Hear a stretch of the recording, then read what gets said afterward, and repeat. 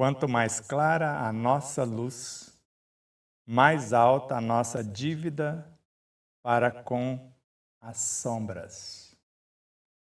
Quanto mais sublimes nossas noções do bem, mais imperiosos os nossos deveres de socorro às vítimas do mal. O mensageiro do Cristo é o braço do Evangelho. Não vale a deserção do sofrimento, porque a fuga é sempre a dilatação do labirinto que nos arroja à invigilância, compelindo-nos a despender longo tempo na recuperação do rumo certo. Não aguardes o futuro para descerrarmos os olhos à própria ressurreição. O atalho do amor puro consegue reduzir as sinuosidades da senda que nos cabe trilhar para a comunhão com o Senhor. Lembra-te de que Jesus não é um mestre distante. É o amigo divino e eterno em nossas atividades de cada dia, convocando-nos à assimilação da vida superior. Ouçamos a voz no âmago da consciência. Emmanuel, da obra Escada de Luz, capítulo 2, por Francisco Cândido Xavier. Eu sou Sebastião Camargo.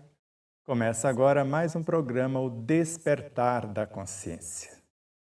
O ensino universal dos Espíritos é o nosso instrumento para estudar, compreender e vivenciar Jesus em espírito verdadeiro. Querem entender esta e as demais lições do dia? Fique conosco até o final de nossas reflexões. E desde já agradecemos a vocês, espectadores, a Aline Gonçalves, que nos conduz até vocês, a Marília Gonçalves, que assessora, dando o apoio moral, e a tudo e a todos os seres que, de uma forma direta ou indireta, contribuíram para que esse momento fosse possível. A nossa gratidão às emissoras parceiras, às empresas parceiras, a todos os corações solidários que nos ajudam na manutenção e na propagação de nosso propósito. Iluminar pelo conhecimento, para que a consciência iluminada pelo saber possa libertar-se pelo reto viver. Então, essa lição de Emmanuel nos toca profundamente. Mas mais profundo do que esta, nos tocou aquela que outro dia falamos, da obra No Portal da Luz, logo na introdução da obra, por Francisco Cândido Xavier. Será justo suplicar o socorro de Deus nas horas de aflição e construir a existência como se Deus não existisse? A nossa gratidão ao nosso amado Thomas Kimura, Centro Espírita Bezerra de Menezes de Guaraçaí, foi onde colhemos essa pérola que estava escrito no quadro negro e constará em nosso segundo livro. Vamos deixar ela aqui no ganchinho e já já você vai entender. Então vamos para a primeira lição. Os capítulos desta obra, Escada de Luz, pelo menos no PDF, não temos o livro ainda, o Alexandre Marques vai enviar para nós. E depois saberemos. Mas consta no capítulo 2, a primeira lição de Emmanuel, e depois mais 2 lições de outros espíritos, porque ele é ditado por espíritos diversos. Então, quanto mais clara a nossa luz, mais alta a nossa dívida para com as sombras. E ontem, nos estudos do grupo Leon Denis, de São Paulo, para o mundo, porque todos podem participar, houve algumas reflexões e uma delas foi em relação aos elementais. E sabemos que eles formam a base de coesão e de sustentação da vida em todos os reinos. Em especial, compondo todas as partes do nosso corpo biológico e do nosso corpo espiritual também, segundo Ramatiz. Em Fisiologia da Alma, está no item As Origens do Câncer. E em nosso livro, no primeiro livro, O Despertar da Consciência do Átomo ao Anjo, está no 9º capítulo. E o 6º capítulo do mesmo livro, todo dedicado aos elementais, para entendermos o que são. E quando falamos de elementais, a sua origem é a junção de dois espíritos no seu estado conceptual, recém-saídos do psiquismo divino. Quando se unem dois ou mais, formam a matéria elementar, a substância primordial ou amor-substância.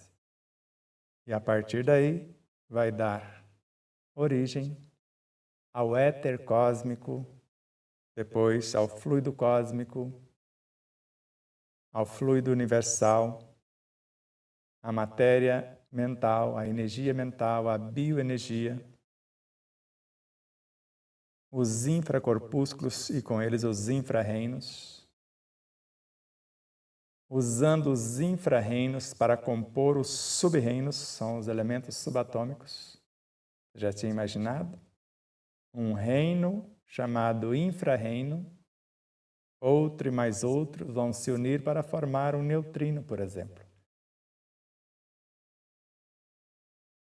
Um lepton, um bárion, um méson, até chegar aos quarks. E vão se unirem, vão se unindo até formar os nêutrons.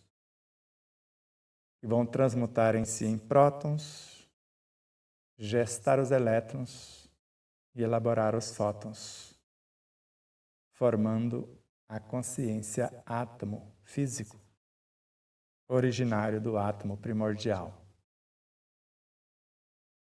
E tudo isso são elementais. E a partir daí vão unir-se dois átomos da escala estequiogenética ou da escala ou tabela periódica para formar todos os elementos que vão dar origem aos reinos mineral, vegetal, animal, pré-humano e humano. E quando aprendemos uma lição, vamos imaginar os dois átomos primordiais se unindo, dois espíritos, e aprendendo juntos a ser a unidade substancial do amor como matéria-prima. Assimilando a lição, eles retornam e lecionam, interagindo com o psiquismo divino para dar origem ao nascimento de novos seres, novos espíritos. A expertise que eles adquiriram vão influir na matéria, que é um laço que prende o espírito, o instrumento do qual ele se serve e ao mesmo tempo sobre o qual ele exerce uma ação. A matéria primitiva ou o psiquismo divino. Quando avançam para o éter cósmico, retornam para ensinar a matéria elementar ou o amor-substância. E assim em cada etapa. E a dúvida foi, se saírem do nosso corpo, para onde retornam? Depende do que vai acontecer com o corpo. Se for a morte do corpo físico, conforme a questão 70 da obra O Livro dos Espíritos, quando morre um corpo, para onde vão as energias componentes desse corpo?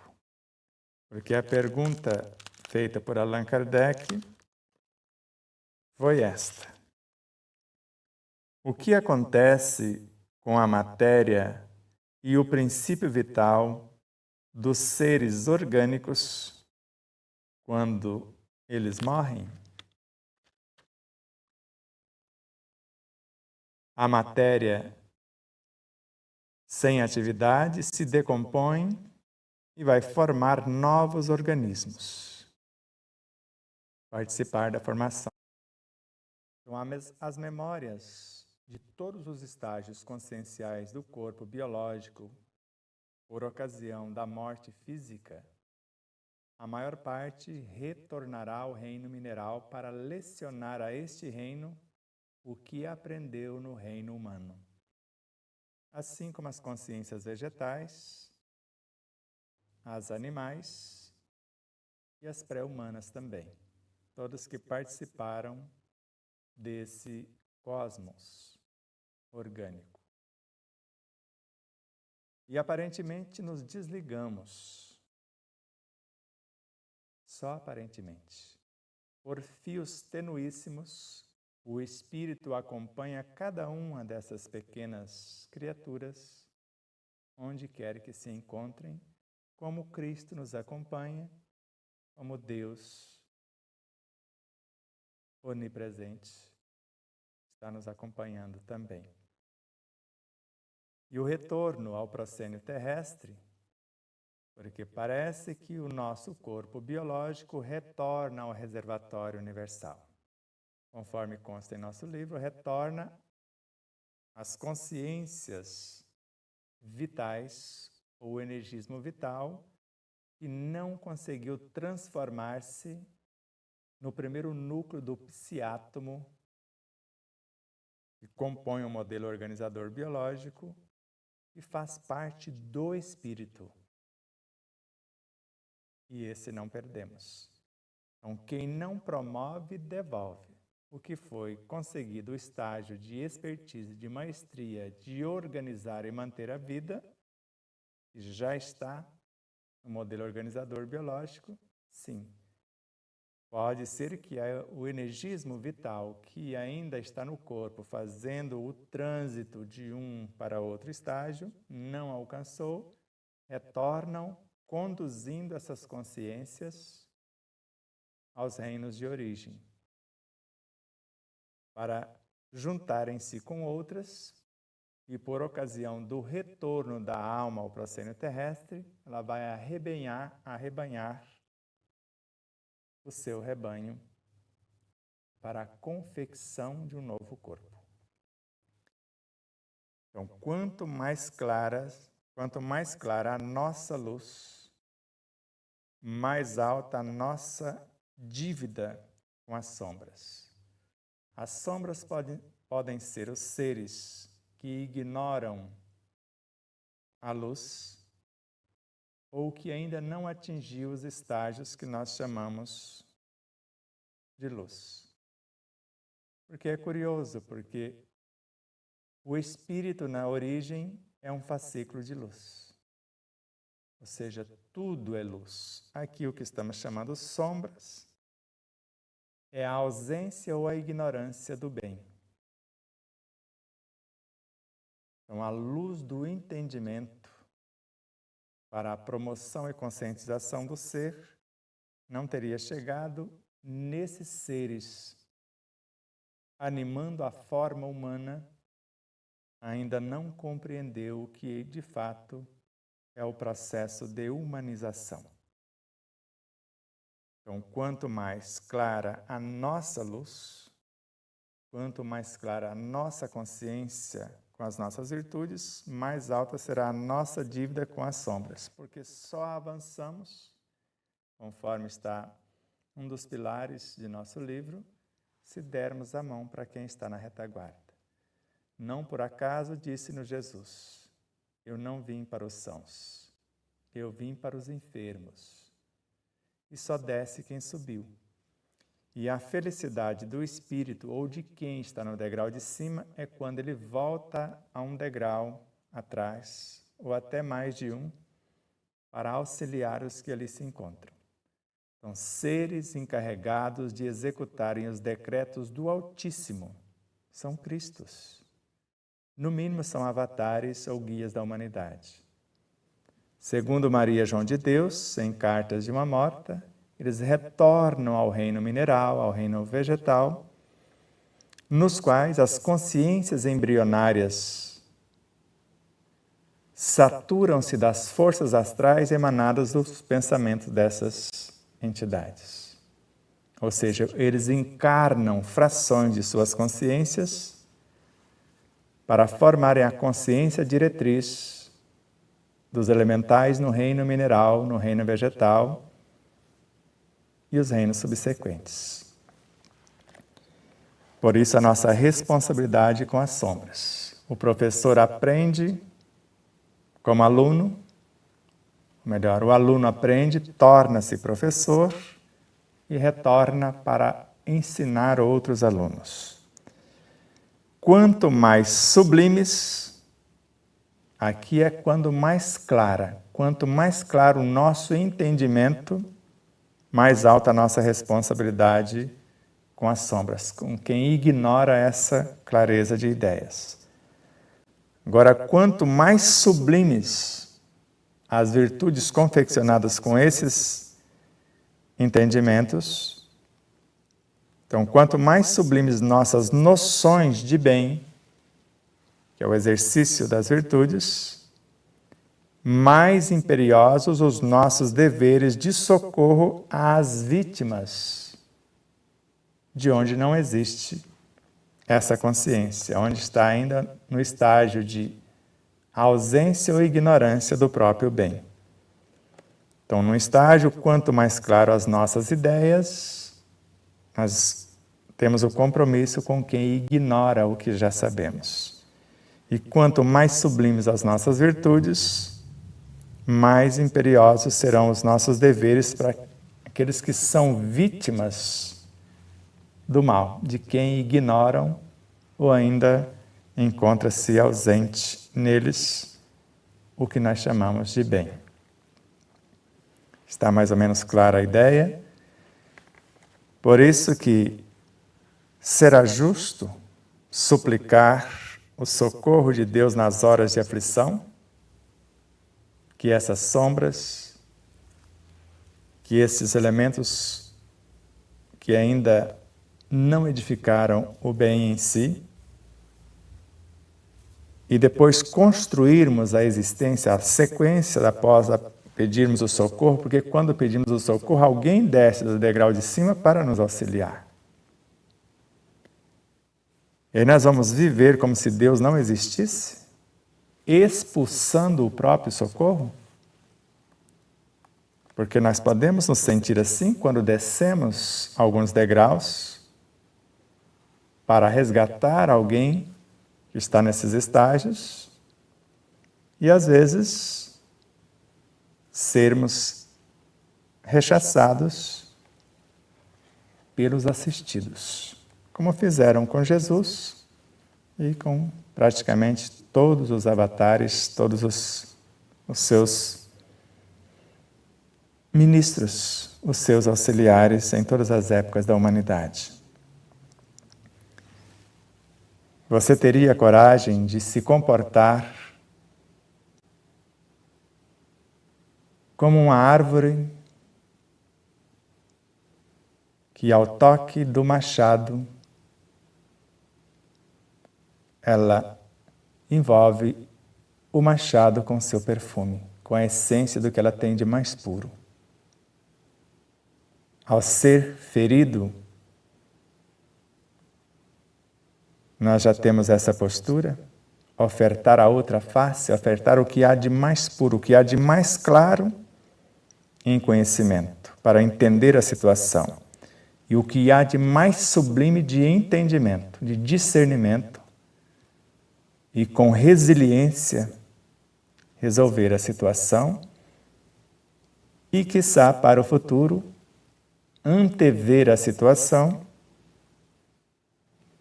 usando a proatividade para evitar esses transtornos. Então, de carreirinha, quanto mais clara a nossa luz, mais alta a nossa dívida para com as sombras.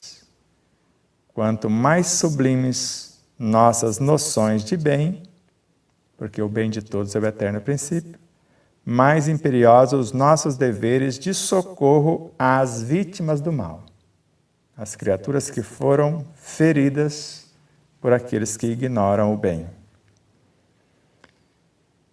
E a característica do mensageiro do Cristo, ele é o braço do Evangelho. Evangelho é força, vitalidade e vida. Como força é a lei que exemplifica. Como vitalidade é o socorro que balsamiza.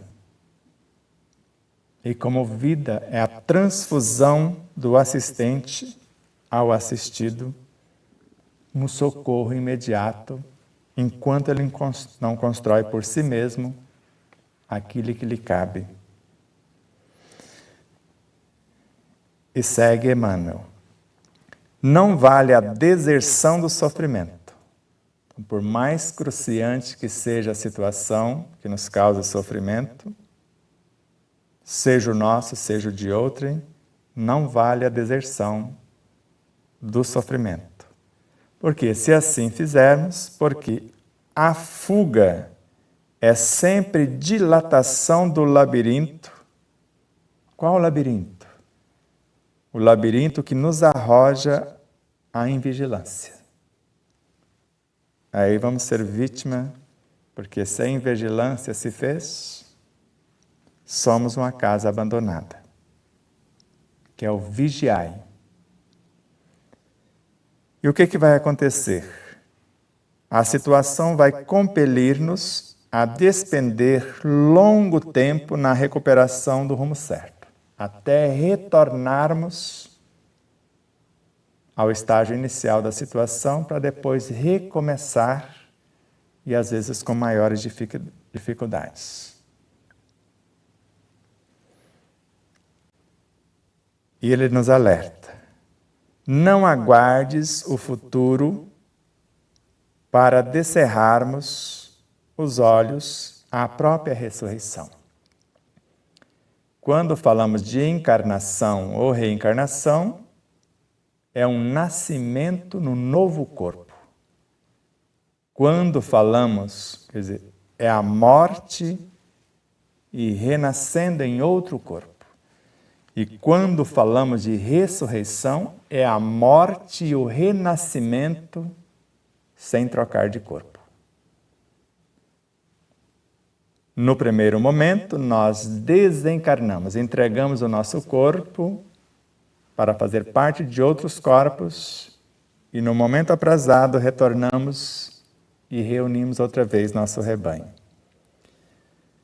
Agora, a ressurreição é quando renascemos, é quando o homem velho morre na forma e o novo ser, com ideias mais claras, com mais sublimes noções de bem, nasce. É como desencarnar sem morrer. É como se saíssemos de uma situação bem primária para uma mais sublime sem precisar que o corpo morra. Os elementos se renovam sem precisar da morte física. E sempre estamos querendo pegar atalho. E aqui tem um atalho que você pode, qualquer um de nós podemos pegar. O atalho do amor puro. Qual que é o amor puro? O equânime e incondicional. O atalho do amor puro consegue reduzir as sinuosidades da senda, as dificuldades da senda, que nos cabe trilhar para a comunhão com o Senhor. Então, se amamos incondicionalmente os nossos semelhantes, a começar por nós mesmos, e quando falamos equânime, é que não tem altos e baixos. O amor perene. Ou melhor, numa linha ascensional que vai ascendendo sem quedas. E incondicional eu não imponho condição. Eu não aguardo o retorno de quem quer que seja. Então, o atalho do amor puro consegue reduzir as sinuosidades, as dificuldades, os atropelos da senda que nos cabe trilhar para a comunhão com o Senhor, do átomo ao anjo. E mais uma vez, recomenda-nos, lembra-te de que Jesus não é um mestre distante, porque nós estamos nele e ele em nós. É o amigo divino e eterno. Onde ele está? Em nossas atividades de cada dia. Ele é todos os seres que aparecem fora de nós. E todos os seres que nos compõem, inclusive a nossa própria consciência. Então, é um amigo divino e eterno em nossas atividades de cada dia. E o que ele faz? Convoca-nos à assimilação da vida superior, que é o amor puro. E o que nos falta? Ouvir a voz desse Cristo que é a essência que nutre e norteia a nossa consciência, no âmago dela. Então, ouçamos a voz no âmago da consciência. Como fazer isso? Como ouvir a própria consciência? O dever é a lei da vida. Então, se eu não cumpro os meus deveres na etapa onde eu desço para lecionar, ou na etapa onde aprendi a lição, porque o cumprimento do dever, de fato, é quando eu assimilo o conhecimento dentro do comportamento devido, e o cumprimento do dever é quando eu volto para dividir o conhecimento. Então, alguém está cumprindo os seus deveres, transmitindo a mim o conhecimento. Naquele momento, me cabe a humildade para assimilar tal conhecimento e o compromisso, o comprometimento de bem utilizá-lo.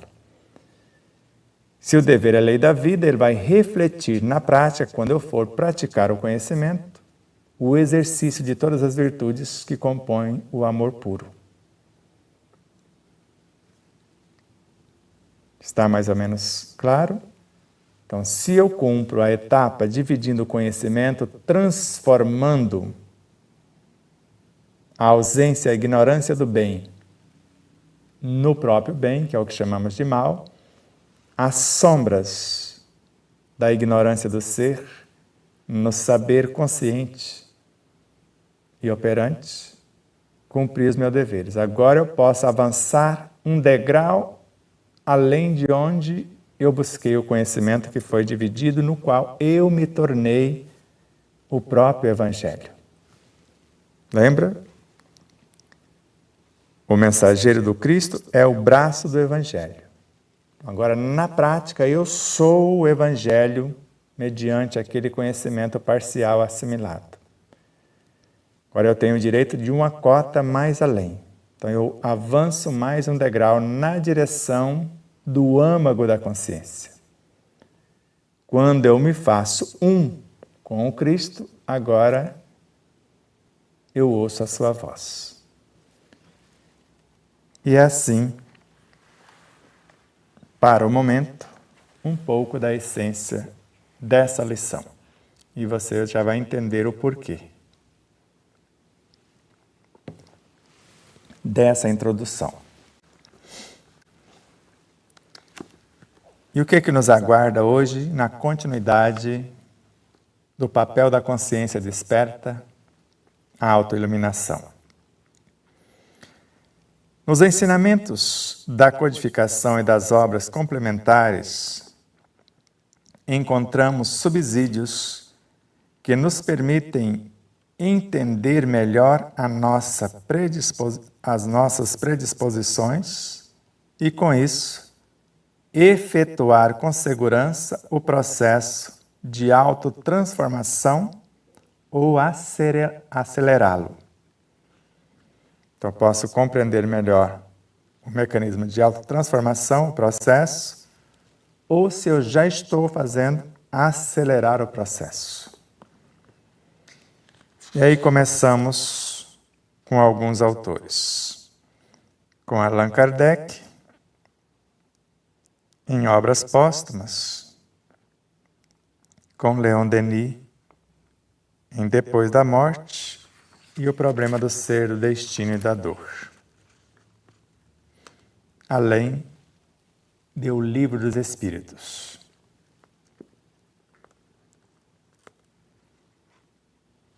Então, primeiro, Obras Póstumas, depois o Livro dos Espíritos, depois as duas obras de Leon Denis. De todos os meios de adquirir-se força para chegar a isso, a esse mecanismo de transformação, o mais eficiente é a vontade. O mais eficiente é a vontade secundada pela prece. A prece de coração, entende-se, e não a de palavras, das quais a boca participa mais do que o pensamento.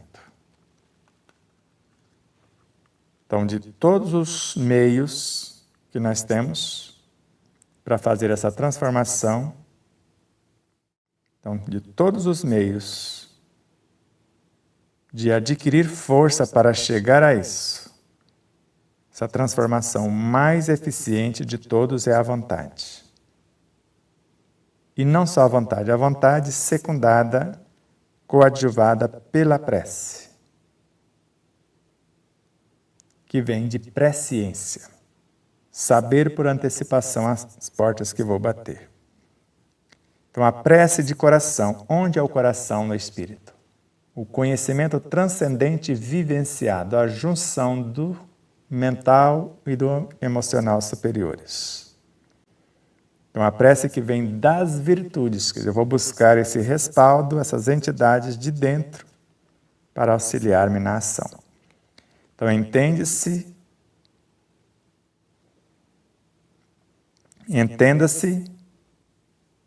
essa prece de coração e não a de palavras. A de palavras é só teoria ainda, das quais a boca participa mais do que o pensamento. E o pensamento vem exatamente desse coração. O Cristo interno pode trazer do âmago da consciência novas diretrizes, personificá-las neste coração, conhecimento vivenciado, e trazer para o campo mental como a capacidade criativa em ação.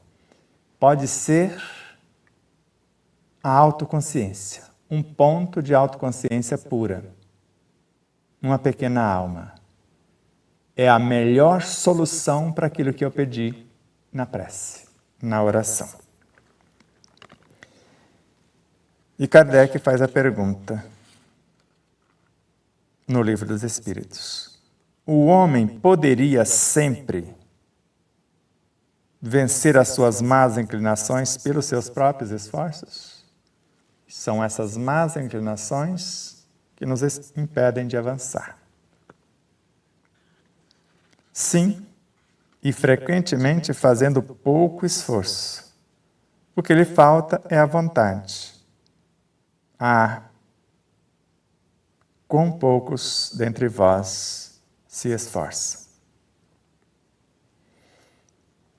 Se nos falta a vontade, o meio para adquirir que frações desse Cristo que é a vontade venham até nós, vamos entender um pouco mais sobre ela.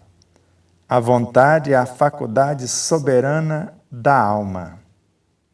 Ele quis dizer aqui, de fato, do Espírito mesmo. A força espiritual por excelência. E pode mesmo dizer-se que é a essência de sua personalidade. A essência, o que há de mais puro. O ser pode criar o que quiser por um uso metódico e perseverante da vontade, pois esta é a força suprema, é a própria alma exercendo o seu império sobre as potências inferiores, do mental concreto ao corpo biológico, dessas sombras da ausência e da ignorância do bem. O que nós podemos fazer se realmente abrirmos os espaços e permitir que ela nos conduza, ou desenvolvê-la em nós? O uso persistente, tenaz da vontade, o uso persistente, tenaz, com força, da vontade, permitir-nos-á modificar a nossa natureza. Eu vou completar com minhas palavras: psicobiofísica, moral e espiritual, vencer todos os obstáculos, dominar a matéria em todas as suas frequências, a doença e a morte. Tudo isso à vontade. Que é o quê? É a força suprema, é a própria alma exercendo seu império sobre as potências inferiores. Então, se é a faculdade soberana da alma, a força espiritual por excelência, lembra na leitura com Emmanuel? Quanto mais sublimes os agentes do bem, os nossos compromissos maiores com quem estão sendo aparentemente escravizados pelo mal. Marcela, e não vou dizer o sobrenome. Vamos fazer o nosso dever de casa. E todos os demais que quiserem embarcar conosco. Se tudo que existe fora existe dentro, se eu sou a humanidade inteira, tudo que está acontecendo é para que eu possa levar a claridade de minhas ideias, de meus conhecimentos transcendentes para as sombras da ignorância em mim. E quando eu vou construindo as oportunidades de bem viver, conforme os ditames da própria consciência, os compromissos aumentam para quem em mim está sofrendo os ataques do aparente mal. Traumas, conflitos, culpas, mágoas, ressentimentos, imagine os algozes. Ódios, desejo de vingança, imagine esses algozes que estão dilacerando a nossa própria alma, que pode servir de instrumentos de discórdia pelo falar, de desorganização da estrutura mental pelo pensar e de perturbações nos relacionamentos de variado porte pelo sentir. E agora, nós queremos solucionar essa questão. Resiliência é quando não me revolto com a situação e procuro meios para solucionar a questão que me causa desconforto. Não importa se a oportunidade está vindo pelo instrumento de fora, que ora me calunia, ou usa de qualquer artifício da maldade, da mentira, da maledicência. Não importa de onde está vindo. Importa é o atendimento que eu vou dar.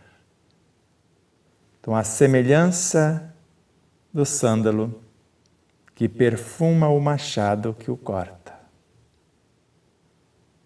Nós vamos devolver que é por esses golpes que a vida nos proporciona é que possamos mostrar o que realmente já somos e ofertar o que possuímos, o que já temos de melhor em nós. E quanto mais fizermos isso, sem esperar reconhecimento ou troca, gratidão ou compensação, mais se multiplica o que foi doado 100 vezes, 1000 vezes, milhares e milhões de vezes a mais. Quanto mais expectativa criamos, querendo reconhecimento, gratidão, recompensa, isso ou aquilo, já recebemos o nosso pagamento, conforme está no Evangelho. Então, Deus permite que isso aconteça, que sejamos pagos com a ingratidão, para provarmos a nossa fé. Lembra daqui da prece fervorosa? Não a prece dos lábios? E é exatamente isso que vai permitir o acesso a esses arquivos do âmago da consciência, essa onipotência. Que vejamos, nós vamos acessar a vontade que é a faculdade soberana da alma, a força espiritual do reino de Deus em nós por excelência. E podemos mesmo dizer que é a essência de sua personalidade, o que há de mais puro gerenciando essa personalidade, que dimana do eu profundo. A personalidade é composta de essências e de substâncias, segundo Joana de Ângeles. Se podemos considerar que a vontade é a essência de nossa personalidade, essa essência é uma dimanação do Deus e do Cristo em nós. E se o uso desse propósito, quando eu consigo, com um nobre propósito de iluminar essas sombras e assistir os feridos pela subpersonalidade, por traumas, vícios e conflitos, quanto mais nobremente fizermos, mais profundo vamos mergulhando na essência desse Cristo, vontade, dessa essência consciencial do ser, e vamos nos tornando um braço do Evangelho, que é um repositório de força no âmago da consciência, vitalidade e vida. Nos tornaremos uma fonte a jorrar perenemente. E demos a nossa contribuição. A prece aliada à fé e à imaginação são os recursos de que o Espírito se vale para acionar conscientemente as potências da mente, as forças e as substâncias da matéria, necessárias ao planejamento e à execução de suas metas. Os pensamentos são os arquitetos e os construtores da e na entidade pensante, e representam a gerente suprema do universo mental. à vontade. Os pensamentos representam-na no universo mental. São seus agentes, manifestando, por conseguinte, a essência da consciência eterna. E esses pensamentos são frações dessa consciência eterna. De novo na câmera lenta. A prece vem de presciência. É eu, a alma, trazer algo que não está diretamente em mim. Não fique confuso agora. Nós já demos uns toques, que é conteúdo do terceiro livro, que intuição é quando eu, a alma, busco algo no meu próprio âmago. E para que eu busque algo na essência consciencial do Cristo e do Deus em mim, eu tenho que vivenciar o que me é recomendado por eles. Então, a prece, eu sei onde buscar, no Cristo ou no Deus em mim, ou em outras consciências, caso eu não tenha esse cabedal, nem no Cristo, nem no Deus em mim. E segundo Miramês, eu posso usar a mente, por intermédio da prece, e bater em outras portas. Então, a prece é aliada a quê? À fé. O conhecimento de causa. E ao que mais? A imaginação, porque eu vou imaginar o que eu pretendo fazer. E é por esse processo imaginativo, batendo nas portas de quem pode me assistir, ou pedindo socorro, rogando assistência, e mostrando nesta imagem mental o que eu pretendo ser ou me tornar. Então, essa prece, aliada à fé e à imaginação, então, saber onde bater, conhecimento de causa, imagino a ação, formam essas três potências os recursos de que o espírito se vale, ele vai se valer desse recurso para quê? Para acionar conscientemente as potências da mente, que é uma emanação do próprio espírito. E com ela as forças e as substâncias da matéria em todos os seus quesitos. Da matéria primitiva, que é o psiquismo divino, a todos os estágios que você possa imaginar. Quais os estágios? Os necessários ao planejamento e à execução de suas metas. Como vai acontecer na ação? Os pensamentos serão os arquitetos e os construtores da mente e na mente, que é a entidade pensante, porque eles podem construir uma própria mente para atuação em si, um laboratório para solucionar aquela situação. Já que tudo que se faz é uma entidade que se edifica e vai ter um universo mental só para aquela entidade. Então, os pensamentos são os arquitetos e os construtores da e na entidade pensante, que é a mente. E representam a gerente suprema do universo mental. Quem é a gerente suprema? A vontade, o Cristo interno. E o que eles vão manifestar? Vão manifestar, por conseguinte, a essência da consciência eterna. E o que é essa essência da consciência eterna, do Espírito? O Evangelho. Força representam as virtudes. Vitalidade, a matéria-prima que eu preciso, no grau que eu necessito.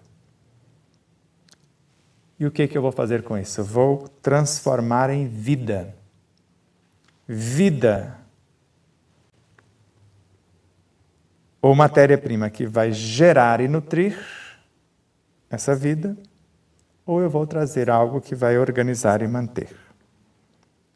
Mais um parágrafo. como processo de fortalecimento e enriquecimento da vontade. Joana de Ângeles orienta.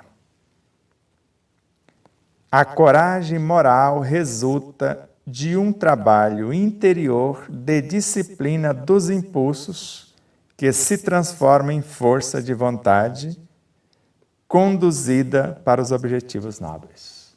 É o trabalho que iremos fazer para merecer, para demonstrar a nossa capacidade se atingirmos os estágios e conseguir o empréstimo divino. O que é coragem moral? Você sabe? Ética, um conjunto de normas. Moral, a aplicação dessas normas. E nós estamos falando de mudança.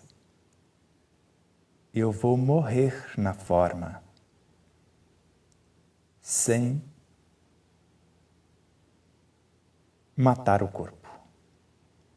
Precisa ter coragem. Então, essa coragem moral, coragem na ação transformadora desses impulsos interiores que vão transformar-se em mim, em força de vontade que vai interagir com a vontade maior para que tudo isso cresça em mim. E finalizando, que a partir daí virá os agentes de indução para que isso aconteça. Será a próxima aula. O objetivo primordial do espírito é o cumprimento de todas as etapas, desde o autoconhecimento à autoiluminação. Autoconhecimento, autodescobrimento, autoamor, autorrealização, autoiluminação. A execução, melhor, a expansão de seu patrimônio, potenciais, ou o estado consciencial. Ele vai expandir o patrimônio em quantidade ou o estado consciencial em expertise, em qualificação. Então, a expansão de seu patrimônio, que são seus potenciais, maior número, ou o estado consciencial, a qualificação deles. Então, quanto mais sublimes esses conteúdos componentes do bem. Quando que vai acontecer isso? Durante o percurso. Então, a expansão de seu patrimônio, potenciais ou o estado consciencial durante o percurso é a consequência natural da lei de evolução. Como se falasse, o que eu ganho com isso? Vou ganhar expansão ou maior lucidez. Se eu sou fiel, se eu sou íntegro, se eu sou honrado, se eu sou honesto, se eu cumpro fielmente os meus deveres na ação transformadora do bem operante. Para hoje é o suficiente. Vou ler um trechinho para que você possa situar-se. O trecho é da obra Mecanismos da Mediunidade, de André Luiz. É o capítulo 12. Chama-se Reflexo Condicionado. Então, para compreendermos o procedimento adequado ao exercitar esses potenciais por meio da autossugestão, André Luiz propõe agentes de indução. Temos plenamente evidenciado a autossugestão, encorajando esta ou aquela ligação, esse ou aquele hábito, demonstrando a necessidade do autopoliciamento em todos os interesses de nossa vida mental. Portanto, conquistando a razão com a prerrogativa da escolha de nossos objetivos, todo o alvo de nossa atenção se converte em fator indutivo. Todo o alvo de nossa atenção, todo, se converte em fator indutivo, compelindo-nos a emitir os valores do pensamento contínuo na direção em que se nos fixe a ideia. Direção essa na qual encontramos os princípios combináveis com os nossos. Razão porque automaticamente estamos ligados em espírito com todos os encarnados e desencarnados que pensam como pensamos e que pensam como não pensamos também. Tão mais estreitamente, quão mais estreita a distância entre nós e eles, isto é, quanto mais intimamente estejamos comungando a atmosfera mental uns dos outros, independentemente de fatores espaciais. Então, não é distância espacial, é sintonia mental. Ele dá umas dicas, uma observação, essa ou aquela leitura, a contemplação de um quadro, a ideia voltada para certo assunto, um espetáculo artístico, uma visita efetuada ou recebida, um conselho ou uma opinião representam agentes de indução, que variam segundo a natureza que lhes é característica, com os resultados tanto mais amplos quanto maior se nos faça a fixação mental ao redor deles. Ficamos entendidos?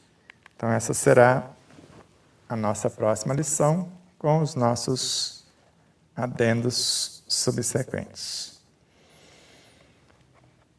Vamos tomar água.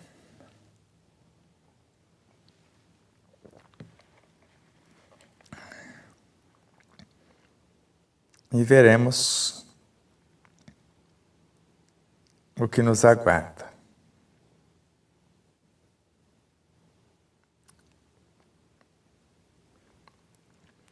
A primeira pergunta de nosso irmão Fuad Daoud. Na obra O Despertar da Consciência do Atma ao Anjo, Luiz Sérgio, Espírito,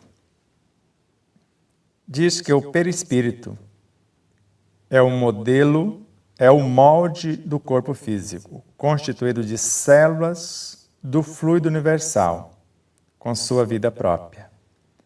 A união dos corpos obedece a uma disciplinada programação dos tecidos dos técnicos da reencarnação. Está na página 119 de nosso livro. Sebastião Camargo ensina: o corpo físico efetivamente é um universo em miniatura, um ser com vontade própria e com autonomia semelhante à de qualquer outro ser em estágio evolutivo. Diz também: como espírito encarnado, somos um ser trino, espírito, perispírito e corpo físico. Está na página 121. Nesse contexto, temos algumas perguntas. Antes da concepção, o ser humano que nasce em qualquer ambiente já tem uma destinação prévia reencarnatória? A pergunta 258 da obra O Livro dos Espíritos. Além de ter essa consciência do processo reencarnatório, de ter escolhido, se ele já está num planeta, dentro do planeta o país, de acordo com o seu projeto e propósito, dentro do país o estado, dentro do estado o município, dentro do município zona rural ou urbana, dentro da zona que for escolhida. Se for na zona urbana, ainda tem o bairro, a rua, até chegar à residência. Zona urbana vai escolher lá a chácara, o sítio, a fazenda, onde está a família, onde está o material genético e os professores à altura das provas que ele próprio escolheu, conforme está aqui, na questão 258 da obra O Livro dos Espíritos. Na espiritualidade, antes de começar uma nova existência corporal, o espírito tem consciência e previsão das coisas que acontecerão durante sua vida? Ele mesmo escolhe o gênero de provas que quer passar. Nisso está o seu livre-arbítrio. E para que ele está encarnando? Poderíamos perguntar. Na questão 558. Então anote aí 258. Ele já sabia e ele próprio escolheu o meio e as provas. Na 258. Agora na 558, qual o objetivo? Os espíritos fazem outra coisa além de se aperfeiçoar individualmente? Além da transformação pessoal, temos alguma coisa a fazer no nosso processo encarnatório? Eles concorrem para a harmonia do universo ao executar os desígnios de Deus, de quem são os ministros, são os agentes.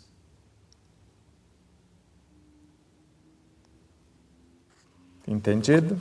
Creio que ficou claro.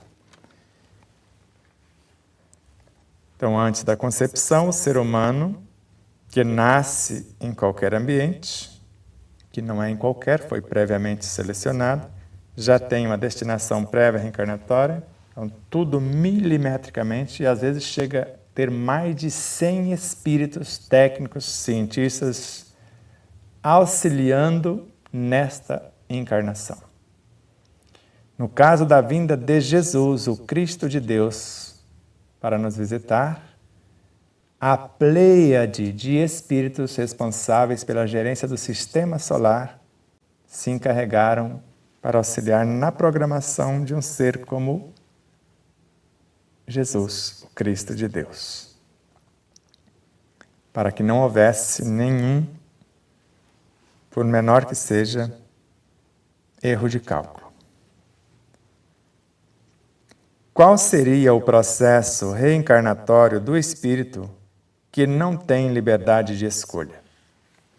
Ele pode não ter pela inconsciência de si próprio, mas a lei que nele jaz, ou melhor, o espírito é que determina como condição que aquela fração dele retorne ao proscênio, porque a lei que está em sua consciência assim lhe propõe.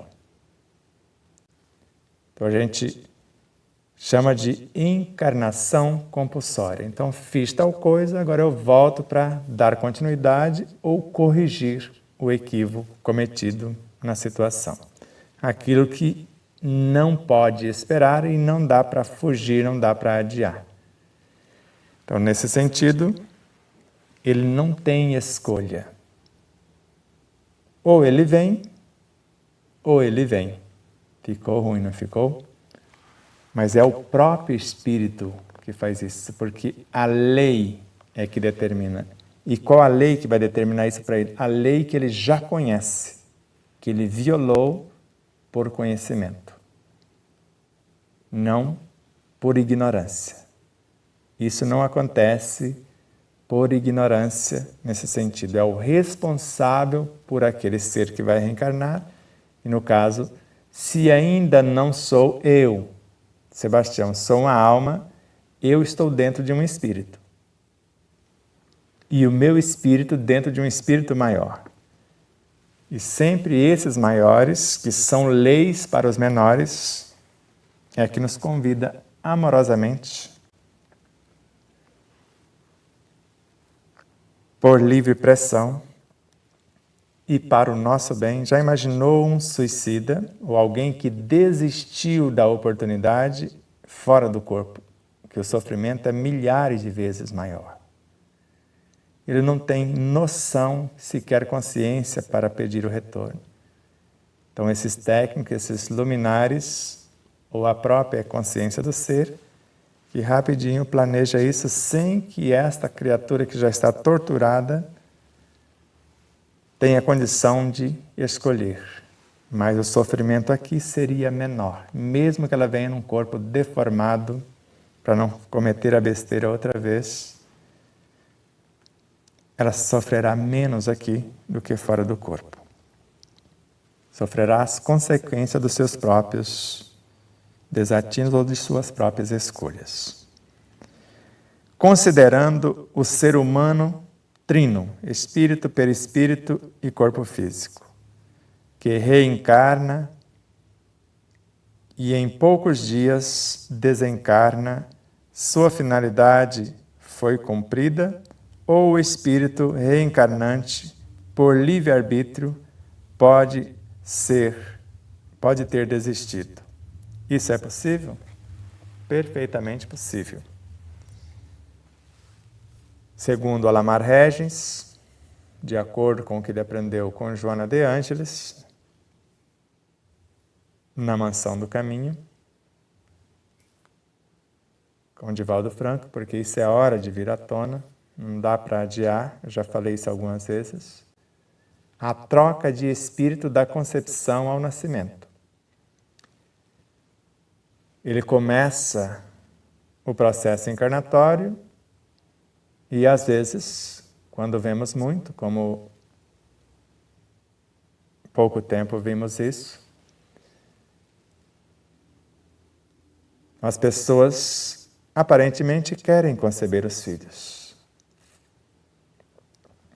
E quando ele resolve, encoraja, a primeira atitude é preocupar como criá-los. Quer dizer, Deus permitiu que eles venham. E a mesma providência que permitiu que assim fosse, será que não vai providenciar os recursos, se fizermos a nossa parte? E só com essa preocupação de rejeição, mas eu já não estou dando conta daquilo, mas não se dispôs, não criou as condições, não deveria dar salto de alegria por ser agraciado. Então, só esse choque inicial de rejeição, às vezes já é motivo para ele desistir. E continua-se os elementos, que são milhares de elementos e elementais e espíritos que necessitam dessas experiências, continuam até onde eles conseguem, de acordo com a ambiência. E às vezes aborta a situação, ou a outro espírito dá continuidade. Sai um. Então, há troca de espírito da concepção ao nascimento, ou aborta-se a ideia e, com melhor conscientização da ambiência, retornam mais tarde, se for o caso. E às vezes ele só precisava da fecundação e algumas multiplicações na formação do novo ser, já terminou o que ele pretendia. Quantas encarnações acontecem num espaço-tempo de milésimos de segundo até 8 dias.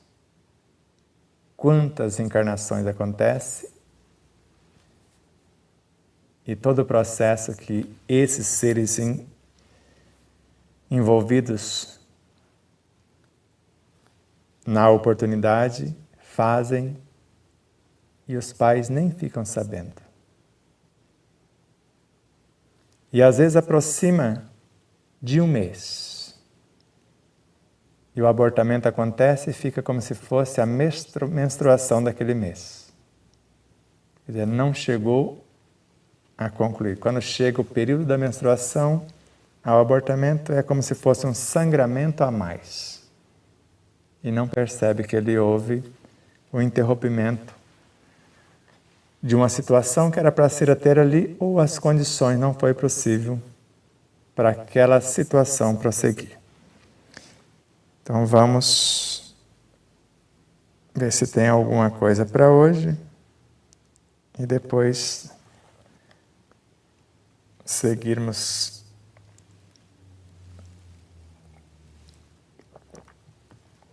com a agenda. Pamela Ulho. Esse processo de resgate é feito principalmente no nosso organismo, com o diálogo com as imperfeições e com os órgãos, e por aí vai.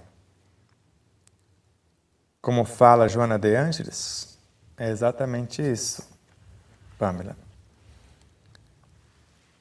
Quando ela recomenda-nos o diálogo terno, de ternura, e amoroso, de amorosidade, com as imperfeições morais, com os traumas, com os conflitos, com as mágoas, ressentimentos, com tudo isso. Convidando-os, traumas, conflitos, mágoas, ressentimentos, a mudar o curso.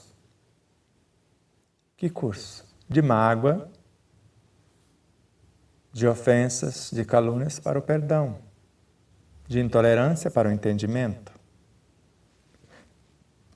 E nesse diálogo amoroso nós apontamos os rumos após o acolhimento, sem culpa nem culpados, a ressignificação. E depois o diálogo com o órgão, com a perturbação enfermiça, que talvez essas imperfeições morais é que adoeceu o órgão. Agora a gente convida-o a voltar à normalidade, porque a causa já foi ressignificada. Volte à normalidade, com o mesmo processo. E depois com cada um de seus tecidos, de suas células, se for o caso, moléculas, subdivisões, até onde o conhecimento e a nossa capacitação determinar, até chegar nos agentes, elementos e elementais, componentes do físico e do perispírito, conforme nos ensina Joana de Ângeles, com a força mantenedora da vida física e perispiritual, e fazendo o mesmo propósito. Cessando a causa perturbadora, novos rumos para a solução dos efeitos. Luci Rodrigues Galdino. A nossa pergunta de ontem no estudo, quando os elementais saem de nosso corpo, estando encarnado, quando não estiver em harmonia ou por outro motivo. Então a pergunta ontem é como os elementais saem do nosso corpo quando estamos encarnados. Às vezes, Luci, quando eu dou um abraço, quantos elementais saem do meu corpo biológico para o corpo abraçado? Ou perispiritualmente? E pode ser até uma transfusão da minha própria alma. Então saiu por amor. Agora imagina comigo, segundo o que está em nosso livro, com Leon Denis. A vibração de um pensamento expulsa tudo que for contrário e atrai tudo que for semelhante.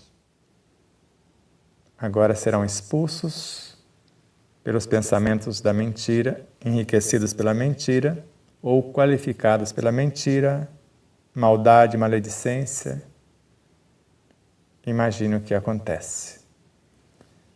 E não só isso. Podemos criar várias outras situações. Lembra no capítulo 10, lá no Construtor de Si Mesmo? Ou melhor, quando começamos o estudo, a manutenção da saúde por meio da alimentação, logo na sequência, ou melhor dizendo, aqui mesmo, onde estamos estudando. A emoção violenta sobre o corpo é semelhante a uma martelada em engrenagem sensível de uma máquina. Então, a emoção violenta pode ser esta. Eu me odeio. Já pensou o que acontece no corpo? Quantos elementais são expulsos? Se eu caminho além do ritmo esperado pelo processo evolutivo, então eles têm direito de sair do meu corpo e procurar outras escolas. São talentos que, se não são promovidos, mudam de mão. Por isso que a pessoa ociosa normalmente adoece com facilidade. E a pessoa que vive do seu próprio suor pode não adoecer. Elizabeth Sobrinho. Aprendemos a selecionar, então aprendemos a selecionar o joio e o trigo, e reciclando o joio. Então aprendemos a separar, a selecionar o joio do trigo, e assim mesmo reciclando o joio. Após uma reciclagem do Evangelho no ser, que precisa do patamar ascensional. É isso? Vamos lá. Quando falamos de joio em nós, estamos falando de vícios, subpersonalidade, ou traumas, conflitos. Quando falamos de trigo, superpersonalidades, as virtudes. Se for o joio, a erva daninha, e o trigo literalmente, se arrancarmos a erva daninha e deixar ela apodrecer no pé do trigo, ela transforma em adubo e, por conseguinte, se transforma em trigo.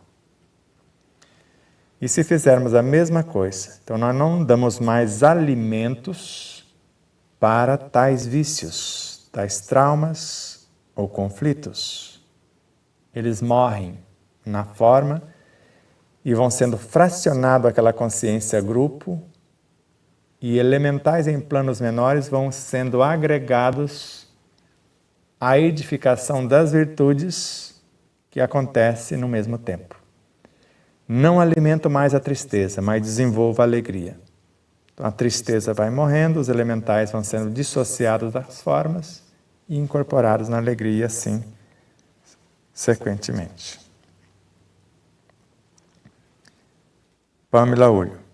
Poderíamos dizer que quanto mais ciente e consciente, maior a responsabilidade em relação aos da retaguarda, devido à perfeita lucidez da lei de fraternidade e solidariedade? Não temos dúvida disso. Tanto que André Luiz fala que quanto mais consciência temos, mais responsabilidade, com mais celeridade as células orgânicas nos obedecem. Então eu tenho maior conhecimento sobre elas e maior responsabilidades na sua condição. Então elas nos obedecem mais rapidamente. Dulcinéia Souza. Boa noite a todos, paz e luz em nossas caminhadas. A você também. Marcinha Conceição. Estou vivendo uma situação muito difícil. Basta você trocar a frase, Marcinha. Menos fácil. Então, estou vivenciando uma situação menos fácil com minha neta. Estou conversando mentalmente com ela. Isso ajudará? Ajudará se você fizer o que você está pedindo a ela. Então, mentalmente quer dizer, todo o seu cabedal psicobiofísico está sendo sintetizado no plano mental e um diálogo de mente a mente. A partir dali, se você vivenciar o que propõe a ela, sendo o exemplo, você vai dar continuidade às sementes que você plantou na mente dela, que nós chamamos de forças estímulo. Então, a oração é um mecanismo por meio do qual criamos elementos força, forças estímulos, que vai chegar no universo dela como se fossem inspirações. Agora, nós vamos alimentar para que floresça essas inspirações como na ação daquilo que desejamos que ocorra com ela. Então, não tem como não dar certo. O ser mais refratário muda, mesmo a contragosto. Basta você ler na página 307 e 308, Ramatiz, e Leon Denis falando a respeito disso em nosso primeiro livro. Alexandre e Marcela.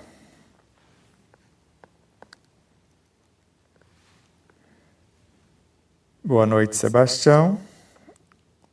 O acesso ao inconsciente revendo arquivos do passado é sempre necessário para a transformação ou pode acontecer sem ter que rever? Eu faço sem rever. Isso está em nosso livro, não está? Joana de Ângeles, Atitudes Renovadas. Se eu não vivenciar em profundidade o presente, o que está em meu consciente, eu perco o meu passado. E sem o passado, eu não tenho futuro. Então a vida, a minha consciência, já trouxe para o presente, por intermédio da vigília ou no desdobramento, o que eu tenho condição de modificar. E qual a proposta de Ramatiz? Viver em harmonia com o entorno. É a primeira lição. Após eu fazer isso, me harmonizo com o entorno, vivenciando com intensidade o que está na minha pauta. Agora eu me capacito para o checkmate final, para enfrentar os refratários, os mais resistentes. Foi o que inicialmente Jesus disse-nos: primeiro, vá a quem está predisposto a ouvir. Não vá aos gentios, que é o inconsciente, esses refratários. E depois vai até lá, mas sabendo que você pode ser crucificada por lá, de acordo com o preparo. Mas quando estamos conscientes, crucificação para nós é motivo de ascensão, como fora para o Cristo.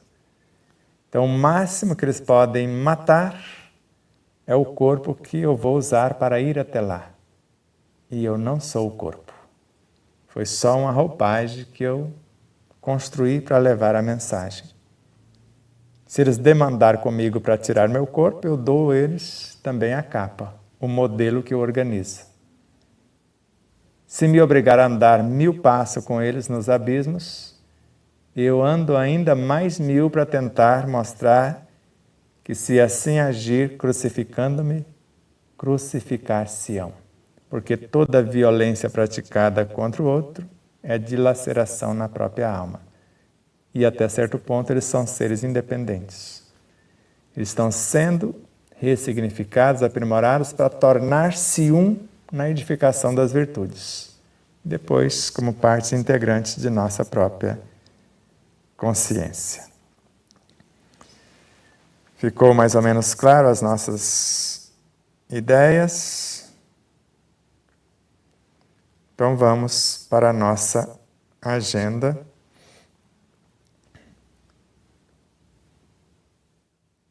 E vamos começar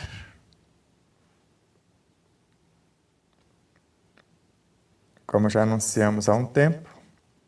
Nosso irmão Antônio Bezerra, lá de Alagoinhas, nos mandou hoje o roteiro da Semana Espírita. 50 anos de Semana Espírita de Alagoinha, em Alagoinhas. Veja que trabalho magnífico. E lá eles estudam o livro Despertar da Consciência. E, curiosamente, o título foi o título de uma palestra que eu proferi em Itapetinga, Bahia também, quando tivemos a honra de reencontrar a doutora Suzy Barboni, de Feira de Santana. Então, a trajetória evolutiva do ser é a temática geral. No dia 13/11, o tema é o Conhece-te a ti mesmo. O palestrante Moacir Lira. No dia 14, Mediunidade ou transtornos mentais, a doutora Suzy Barboni.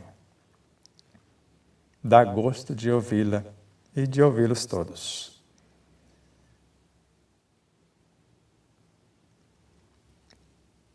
Dia 15. A importância do Espiritismo para a evolução da humanidade. Paulo de Tarso. Já pensou que honra, além de Suzy Barbone, Moacir Lira, pisar no terreno onde Paulo de Tarso vai pisar? E normalmente esses nomes não são por acasos. Se escolhe o nome, a essência do ser, componente desse nome no passado, se faz presente também. Dia 16, o Evangelho como instrumento de valorização da vida. Luziane Bahia. Dia 17, reencarnação e o aprimoramento do ser. Marcel Marino, mas eu creio que é Marcel Mariano. Posso estar errado. Então faltou um A. Então é Marcel Mariano. Dia 18, educação moral, instrumento para a evolução. Sebastião Camargo. Dia 19, isso tudo normalmente à noite, às 20 horas, embora aqui não esteja.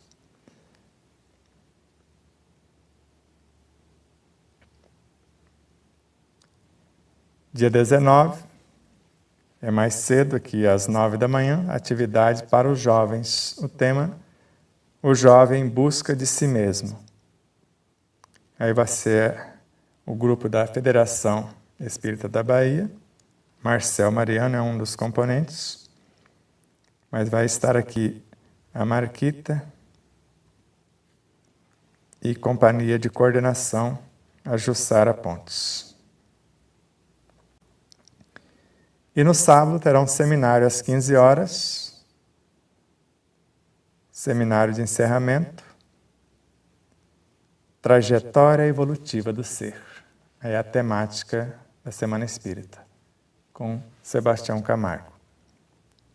Então a nossa gratidão eterna ao Antônio Bezerra e todos os demais por nos dar a oportunidade de ser útil. E temos a trajetória também do dia 10, eu não sei que dia que eles vão nos buscar, mas se o nosso compromisso primeiro aqui é no dia 18, provavelmente nos busque dia 17, talvez. Eu não sei se tem outras palestras marcadas na Bahia, me parece que teria Feira de Santana, e normalmente Feira de Santana é no domingo. Aí seria dia 20, no caso. E de lá retornaríamos para casa. Amanhã, às 20 horas, em Meditação à Luz do Dia, o 13º episódio, Autoconhecimento. Na quarta-feira, em Exemplo Não Nos Falta, a representação do 7º programa, Coragem da Fé. E na quinta-feira, no Despertar Necessário, teremos a honra de receber mais uma vez a doutora Mayra Oliveira de Souza, de Aracaju. Vai falar do O Criador e a Criatura, tema do 2º livro. E no domingo nos reencontraremos para dar continuidade na 10ª parte do papel da consciência desperta, auto-iluminação. Na linha do tempo de nossas lives, depois de editada, nós vamos juntar as duas partes, pois a Pâmela vai marcar e você pode acessar a agenda, pode acessar as partes, ou lá na descrição do vídeo, tem como você fazer isto agora. No dia 29, portanto, no próximo sábado, às 17h30, o nosso encontro no Telegram, cujo tema é o Alto Amor. O programa 15 da Meditação à Luz do Dia fala do Alto Amor, vai servir de instrumento para nos auxiliar. E depois, só em dezembro, no dia 21 de dezembro, nosso compromisso com a Pâmela Ulho, depois em março com o nosso Davi Ascenso, e depois em agosto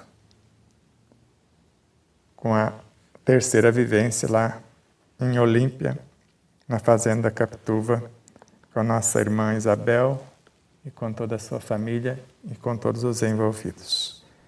Gratidão profunda a vocês, net espectadores, a tudo e todos. Vilma Camargos, Marília Gonçalves, Saline Gonçalves, todos vocês, onde quer que se encontrem, Deus nos abençoe e nos una cada vez mais e multiplique as possibilidades de uma vida plena, saudável e feliz para nós, para o nosso país, para o nosso planeta, para o nosso sistema solar, para a nossa constelação, galáxia, universo ou dimensão cósmica. Em Deus, o Senhor Supremo do Universo. Namastê.